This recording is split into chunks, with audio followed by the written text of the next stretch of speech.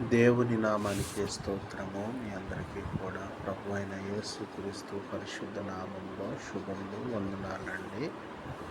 కీర్తనల గ్రంథంలో నుండి 9వ అధ్యాయము 3వ వచనంలో దేవుని యొక్క వాక్యము మాట్లాడుతూ ఉంటుంది.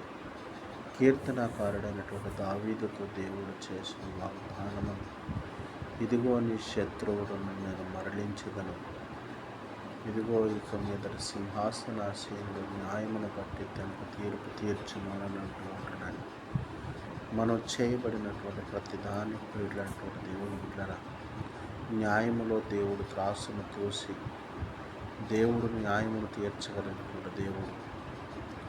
సమస్తమును మన ముందల పెట్టి ఆయన యొక్క ఆశీర్వాదమును కురిపించాలి అని అంటే మనం న్యాయవంతులుగాను యథార్థవంతులుగాను దేవుని దృష్టికి నిర్దోషులుగాను ఉన్నప్పుడు ఆ యొక్క కీర్తనల గ్రంథంలో ఉన్నటువంటి మాటలన్నీ కూడా మన పట్ల నెరవేర్చబడతాయి.